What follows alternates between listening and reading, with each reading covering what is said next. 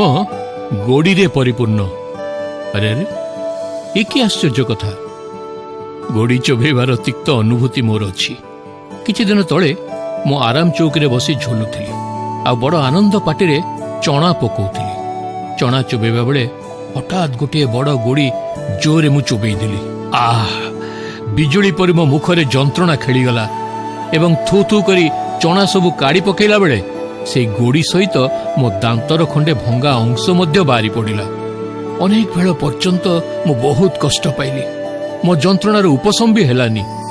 ମିଥ୍ୟା ଅର୍ଜିତ ଆହାର କିପରି ଦୁଃଖଜନକ ହୁଏ ତାହା ବର୍ଣ୍ଣନା କରିବା ପାଇଁ ଈଶ୍ୱରଙ୍କର ଜଣେ ଦାସ କହିଛନ୍ତି, ମିଥ୍ୟା ଅର୍ଜିତ ଆହାର ମନୁଷ୍ୟକୁ ମିଷ୍ଟ ଲାଗେ, ମାତ୍ର ପଛେ ତାର ମୁଖ ଗୋଡ଼ିରେ ପୂର୍ଣ୍ଣ ହେବ।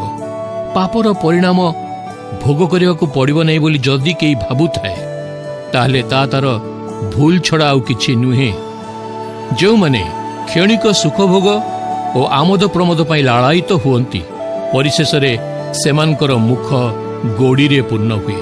ବନ୍ଧୁଗଣ, ଅନେକେ ବ୍ୟବସାୟରେ ଅସାଧୁ ଉପାୟ ଅବଲମ୍ବନ କରନ୍ତି। କ୍ଷଣକାଳ ପାଇଁ ତା ଲାଭଜନକ ମନେ ହୁଏ, କିନ୍ତୁ ପରେ ତାହା ହିଁ ହୁଏ ଦୁଃଖ ଓ ପଶ୍ଚାତ୍ତାପର କାରଣ। କିନ୍ତୁ ଅପରପକ୍ଷରେ ଈଶ୍ୱରଙ୍କର ବାକ୍ୟ କହେ, ଯେଉଁ ଧାର୍ମିକ ଲୋକ ଆପଣା ସରଳତାରେ ଆଚରଣ କରେ, ତା ଉତ୍ତାରେ ତାର ସନ୍ତାନଗଣ ଧନ୍ୟ ହୁଅନ୍ତି। ଆମେ ଯଦି ପ୍ରତାରଣାପୂର୍ଣ୍ଣ ଜୀବନ ନ କାଟି ସତ୍ୟତାପୂର୍ଣ୍ଣ ଜୀବନଯାପନ କରୁ, ତାହେଲେ ଆମର ମୁଖ କେବେ ହେଲେ ଗୋଡ଼ିରେ ପୂର୍ଣ୍ଣ ହେବନି। ଏକ ପ୍ରତାରକର ଶେଷ ଶତ୍ରୁ ହେଉଛି ସେ ନିଜେ।